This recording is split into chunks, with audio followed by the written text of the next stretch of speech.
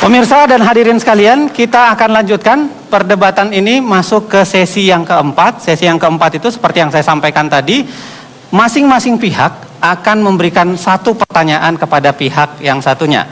Tapi dengan aturan kira-kira begini Pak Joko Widodo dan Pak Yusuf Kalla, begitu juga Pak Prabowo dan Pak Hatta Rajasa, Anda diberikan kesempatan untuk bertanya 1 menit, lalu kemudian akan dijawab 3 menit, lalu akan diklarifikasi, akan ditanggapi lah jawaban itu selama 3 menit, dan kami memberikan lagi 3 menit terakhir kepada Anda. Jadi dia akan berlempar 1 pertanyaan, 3 menit jawaban, 3 menit tanggapan, lalu 3 menit klarifikasi terakhir. Kira-kira begitu Pak aturannya. Nah, kita akan mulai dengan pertanyaan yang pertama. Saya akan berikan kesempatan, dibalik lagi. Saya berikan kesempatan dulu kepada pasangan nomor urut 1, Pak Prabowo dan Pak Hatta Rajasa, untuk bertanya 1 menit kepada Pak Joko Widodo dan Pak JK. Lalu saya kembalikan ke Anda 3 menit, lalu akan kembali lagi ke mereka 3 menit. Ya, saya persilahkan Anda. Persilahkan membaca atau menyampaikan pertanyaan dari Anda. Pertanyaan apa yang sangat Anda ingin sampaikan kepada kandidat nomor urut 2? Saya berikan kesempatan 1 menit, dimulai dari sekarang. Silahkan. Baik, terima kasih Saudara Joko Widodo. Seandainya Anda jadi presiden, ada satu hal yang ingin kami tanya, yaitu tentang pemilihan kepala daerah, bupati dan wali kota. Setelah dihitung, kalau pemilihan langsung 500 bupati kepala daerah, bupati wali kota itu kurang lebih membutuhkan biaya 13 triliun kalau pemilihan langsung. Kalau pemilihannya lewat DPRD, berarti kita menghemat 13 triliun. Bagaimana sikap Bapak tentang hal itu? Kemudian bagaimana sikap Bapak tentang tuntutan atau harapan banyak daerah ingin terus menambah pemekaran kabupaten-kabupaten dan provinsi-provinsi baru. Padahal beban terhadap anggaran nasional sudah sangat-sangat berat. Cukup Pak Prabowo dan Pak Hatta Rajasa. Pertanyaannya jelas ya. Jadi silahkan Anda diberikan kesempatan untuk menjawab 3 menit pertanyaan tersebut. Saya mulai dari sekarang. Silahkan. Sebagai bentuk dari kedaulatan rakyat, saya kira pemilihan langsung kepala daerah, baik bupati, wali kota maupun gubernur, tetap dilaksanakan seperti sekarang. Hanya caranya yang teknisnya yang harus mungkin kita perbaiki. Dilaksanakan serentak untuk mengurangi biaya, baik di sebuah provinsi atau mungkin bisa di dalam sebuah negara. Tetapi ini memerlukan transisi yang agak lama. Kemudian yang kedua, mengenai pemekaran. Tempat-tempat yang memang sangat diperlukan untuk dimekarkan dalam rangka lebih mengembangkan provinsi atau daerah itu, tidak ada masalah. Tetapi dengan catatan, apabila nantinya sudah dimekarkan dan mereka tidak bisa mandiri dan mereka hanya membebani, bisa ditarik kembali dan dihapuskan lagi. Pemberiannya diperketat, pemberiannya dicek yang betul, dan yang paling penting, jangan sampai ada lobby-lobby lagi, jangan sampai ada dengan cara menekan-menekan ke pusat, tetapi betul-betul dengan kalkulasi dan perhitungan yang betul-betul cermat, teliti, karena jangan sampai anggaran kita habiskan untuk pemekaran dan tidak menyasar pada pelayanan kepada masyarakat, tidak menyasar pada pembangunan di wilayah itu. Mau ditambahkan Pak Yusuf Kalla? Iya, terima kasih. Memang sistem pilkada kita yang begitu banyak, maka Indonesia merupakan negara yang mempunyai pemilu yang terbanyak di dunia ini. Karena itulah maka, namun demikian pemilihan kepala daerah dijamin oleh Undang-Undang Dasar dan juga Undang-Undang bahwa pemilihan kepala daerah harus demokratis. Dalam Undang-Undang dikatakan pemilihan langsung. Tentu yang sangat penting di sini, kita tidak akan hanya sekedar mengembalikannya kepada pilkada, tetapi menjamin proses pemilu kada itu berlangsung efisien. Contohnya tadi saya jelaskan bahwa kalau sekarang ada begitu satu provinsi berbeda-beda harus disatukan, semuanya ada keseragaman sehingga negeri ini hanya 2 kali melaksanakan atau 3 kali melaksanakan pemilu secara bersamaan, pemilu nasional DPR sekaligus bersamaan pilpres pada 5 tahun akan datang. Nanti pemilihan kepala daerah secara bersamaan sehingga efisien, kampanyenya efisien, pelaksanaannya efisien, sehingga tidak lagi membebani biaya sebesar itu. Karena apabila juga dikembalikan ke DPR belum tentu murah juga, karena bisa-bisa di DPR itu terjadi permainan yang lebih hebat lagi daripada masyarakat, sehingga kita harus menjamin sistemnya, menjamin demokratisnya, dan menjamin kualitas kepada yang dipilih. Itu tujuannya sikap pemilu seperti itu. Baik, terima kasih. Silahkan tepuk tangan.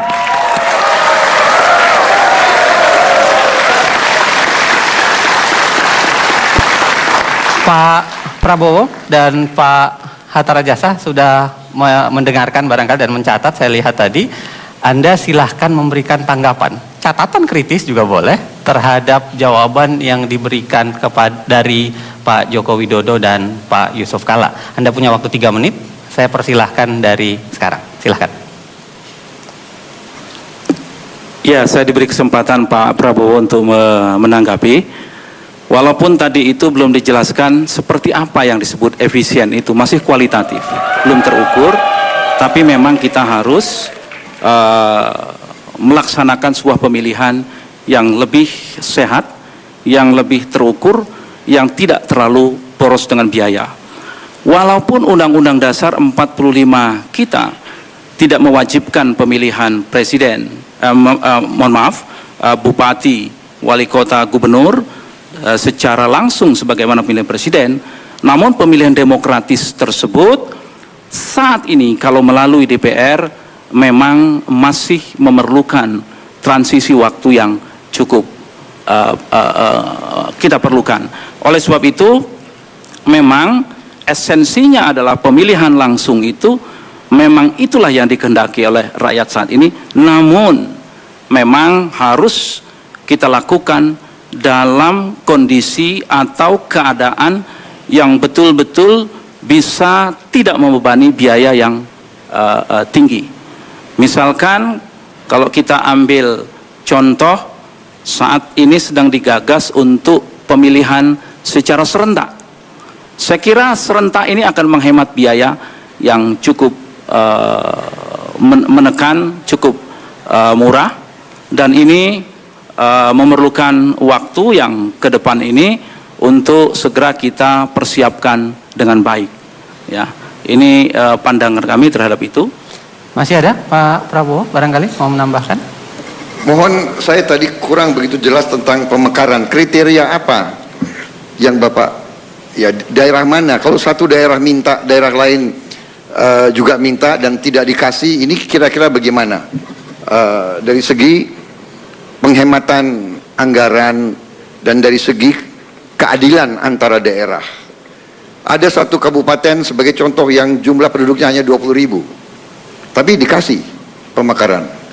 Jadi di mana rasa keseimbangan keadilan dengan kabupaten yang umpamanya jumlah penduduknya 3 juta umpamanya. Jadi kami mohon ada suatu sikap ketegasan, kira-kira kriteria apa mengizinkan pemekaran baru dan tidak mengizinkan pemekaran baru.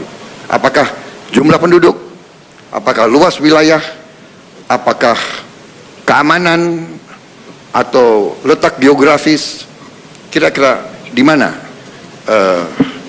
yang Bapak kira bisa jadi kriteria untuk mengizinkan penambahan provinsi atau penambahan kabupaten. Baik, terima kasih.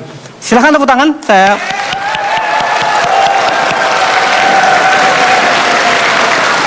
Pak Jokowi dan Pak Yusuf Kalla, kelihatannya ada yang harus Anda klarifikasi lebih lanjut dari pertanyaan Pak Prabowo dan Pak Hatta Rajasa. Anda punya waktu 3 menit. Saya persilahkan dari sekarang. Tentu saja banyak yang harus dikalkulasi, banyak yang harus dihitung. Yang pertama masalah potensi ekonomi yang ada. Apakah bisa menopang daerah itu untuk mandiri? Artinya ada pendapatan asli daerah yang nantinya bisa menggerakkan pemerintahan yang ada di sana. Kemudian juga yang kedua, apakah dengan dibuka daerah baru itu, rakyat mendapatkan manfaatnya? Atau hanya elitnya yang mendapatkan manfaat? Karena yang banyak elitnya saja yang mendapatkan manfaat, tapi rakyatnya tidak mendapatkan manfaat. Tentu saja juga masalah keluasan wilayah itu juga menjadi perhitungan. Karena apa? Daerah yang luas, kemudian hanya dipegang oleh misalnya satu bupati, itu sangat dalam melayani rakyatnya akan tidak akan efektif dan tidak akan efisien. Sehingga ini juga harus menjadi pertimbangan. Jumlah penduduk juga harus menjadi pertimbangan. Apakah penduduk yang hanya sedikit itu bisa diberikan? Saya kira bisa saja, tetapi dengan catatan bahwa nantinya pemekaran ini memberikan manfaat yang sebesar-besarnya untuk rakyat, untuk masyarakat. Intinya adalah kemanfaatan bagi masyarakat, kemanfaatan bagi rakyat, kemanfaatan bagi warga. Arahnya ke sana, bukan memberikan keuntungan-keuntungan kepada elit-elit politik yang ada, yang meminta pemekaran itu. Pak Yusuf Kalla, ada yang Ya. mau tambahkan? Pertama, terima kasih kepada Hatta, Bapak setuju dengan kami, itu yang pertama. Jadi kita tidak perlu komentari lagi karena beliau 100% setuju. Kedua, menambahkan sedikit tentang pemekaran. Jadi apa yang dikatakan Pak Jokowi tadi, pemekaran itu dilihat tujuannya. Tujuannya ialah setiap daerah baru harus memberikan yang lebih baik kesejahteraannya, lebih baik kemakmurannya, lebih baik investasinya, lebih baik pengelolanya, dan juga demokrasinya yang baik. Jadi ukurannya tadi sudah dikorkan, apakah luas daerah, luas penduduk, letak wilayah, tapi yang penting efektivitasnya, apakah itu memberikan lebih baik atau tidak. Begitu memberikan lebih baik, boleh kita pakai. Begitu efeknya jelek, kita harus bertindak yang lain lagi. Kalau perlu menyatukan kembali, itu undang-undang menjamin itu. Sehingga asas yang pokok, asas manfaat, bukan hanya asas geografis, bukan hanya asas penduduk, bukan asas letak, tapi asas manfaat, asas kemakmuran, asas kesejahteraan, dan jangkauan daripada pemerintah itu sendiri kepada daerahnya. Terima kasih. Cukup? Kita tepuk tangan.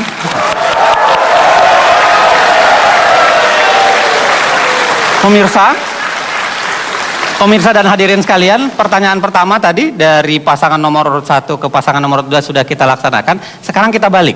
Jadi pertanyaan dari nomor urut 2, Pak Jokowi dan Pak Yusuf Kalla, kepada Pak Prabowo dan Pak Hatta Rajasa. Anda punya waktu 1 menit. Pak, saya persilahkan mulai dari sekarang. Terima kasih Pak Jokowi. Tadi dalam awal pembicaraan ini, Pak Hatta mengungkapkan tentang visi misinya yang saya kutip, melindungi rakyat dan berbagai bentuk diskriminasi, gangguan, dan ancaman, serta menjunjung tinggi hak-hak asasi manusia. Itu dari Bapak.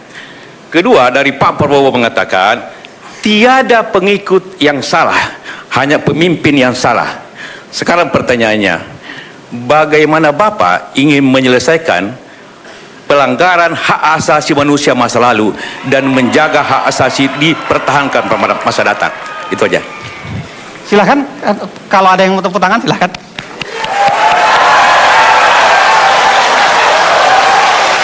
Saya ingatkan bahwa debat ini adalah untuk menggali misi visi, memberikan tanggapan, dan Baik, ini adalah hal yang harus dijawab. Akan kita berikan waktu 3 menit, Baik. Pak Prabowo dan Pak Hatta Rajasa.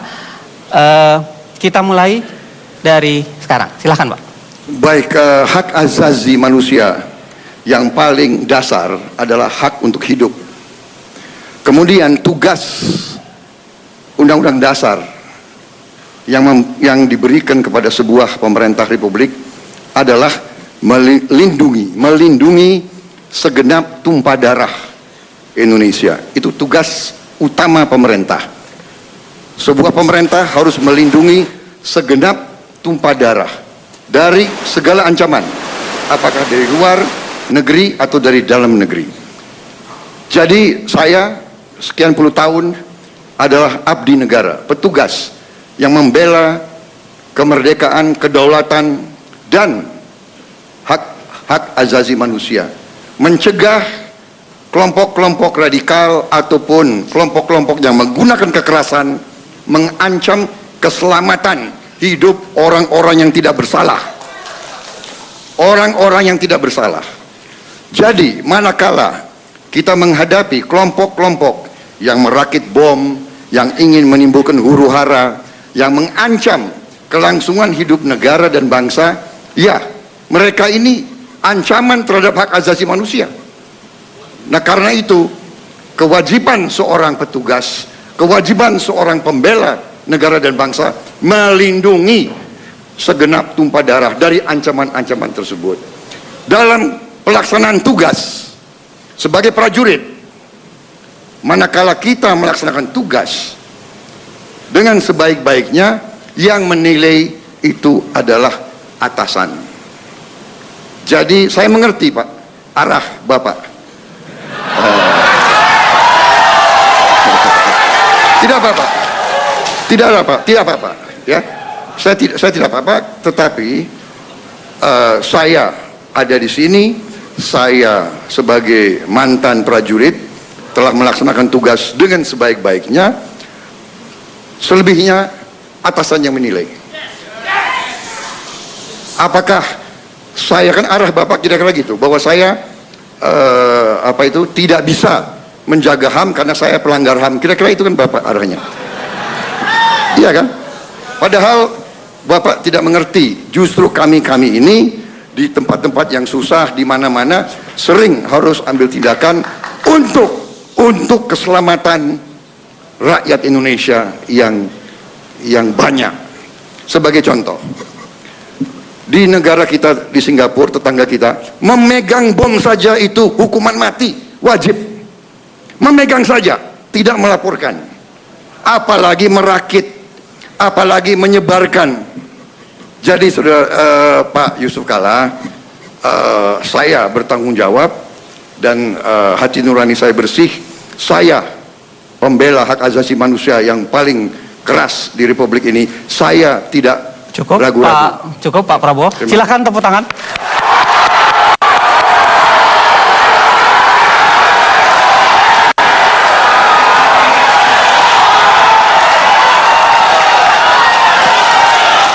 Terima kasih dukungan. Tolong para hadirin sekalian,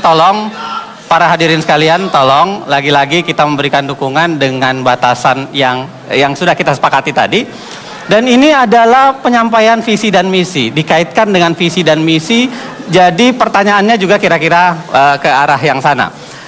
Ada waktu 3 menit dari Pak Joko Widodo dan Pak Yusuf Kalla untuk memberikan catatan terhadap dukungan, bisa catatan terhadap apa yang disampaikan oleh Pak Prabowo. Saya persilahkan 3 menit dari sekarang. Ya, tadi yang disampaikan oleh Pak Prabowo belum, mungkin saking semangatnya belum disampaikan hal-hal yang konkret ke depan akan dilakukan apa. Kemudian yang kedua juga belum dijawab mengenai masalah diskriminasi. Tadi juga ditanyakan oleh Pak Yusuf Kalla, juga belum dijawab karena terlalu semangatnya menjawab masalah hak asasi manusia. Oleh sebab itu kami mohon agar ini lebih diberikan perhatian lagi masalah pertanyaan yang disampaikan oleh Bapak Yusuf Kalla.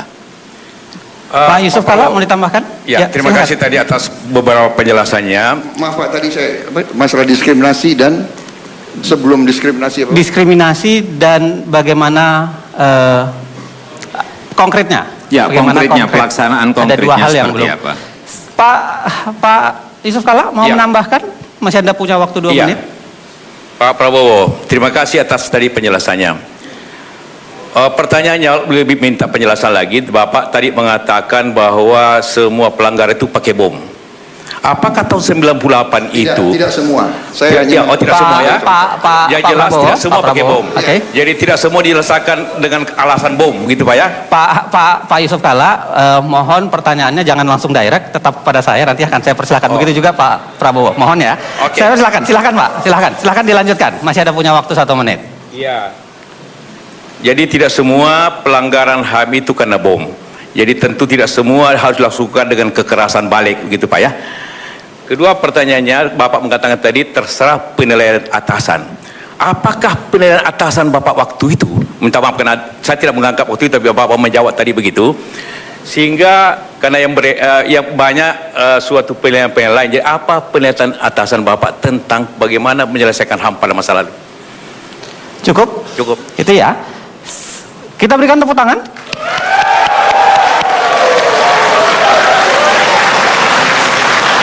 Saya berikan kesempatan 3 menit kepada Pak Prabowo dan Pak Hatta Rajasa bisa memberikan klarifikasi, catatan, bahkan mungkin memberikan penjelasan yang lebih konkret dalam kaitan yang ditanyakan, termasuk 2 hal yang tadi yang belum ditanyakan. Ada 3 menit waktu untuk Bapak Prabowo dan Pak Hatta Rajasa. Ya, baik, kita mulai dari sekarang. Silahkan Pak. Jawaban terhadap Pak Joko Widodo, langkah-langkah konkret saya kira adalah di ujungnya adalah pendidikan. Masalah hak asasi manusia ini pendidikan di semua sektor, pendidikan di semua aparat, ya, pendidikan juga kepada pejabat-pejabat. Karena apa? Karena sering petugas diberi perintah, kemudian kalau ada sesuatu yang nanti dinilai tidak tepat atau secara politis kurang menguntungkan, akhirnya petugaslah yang dikorbankan dan disalahkan. Jadi ujungnya adalah pendidikan, dan pendidikan membutuhkan investasi. Tentang diskriminasi saya kira kita sudah sepakat, kita harus melawan diskriminasi, tapi ujungnya kembali pendidikan. Jadi seluruh urusan itu pendidikan. Kepada Pak Yusuf Kalla, saya sudah jawab tadi, kita bertanggung jawab kepada atasan kita, penilaiannya ya atasan kita. Kalau Bapak ingin tanya, tanyalah atasan saya waktu itu.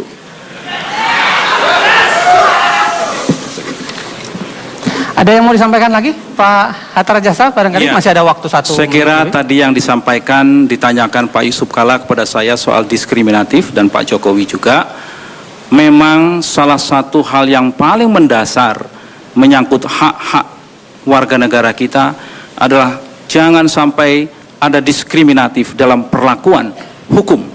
Karena konteksnya tadi konteks hukum. Istilahnya jangan tumpul ke atas, tajam ke bawah. Itu diskriminatif. Mereka harus sama di muka umum, siapapun, dan tidak boleh apapun latar belakangnya, apapun pendidikannya, apapun agama yang dianutnya, tidak boleh ada diskriminatif di negara Pancasila ini. Itu yang saya ingin sampaikan yang terkait dengan diskriminatif. Jadi kita apabila diberi amanat oleh rakyat, diberikan mandat, maka kami akan mencermati betul hal-hal yang berkaitan dengan masalah-masalah diskriminatif di banyak sektor saat ini. Apakah akses-akses kepada sumber-sumber kemakmuran, apakah akses-akses kepada pendidikan, apakah akses-akses kepada sumber-sumber daya alam, penggunaan lahan dan sebagainya. Masih banyak terjadi diskriminasi perlakuan terhadap warga negara kita. Oleh sebab itu ini menjadi perhatian kami yang sangat serius apabila mendapatkan mandat dari rakyat. Terima kasih. Cukup Pak. Terima kasih. Anda silakan tepuk tangan.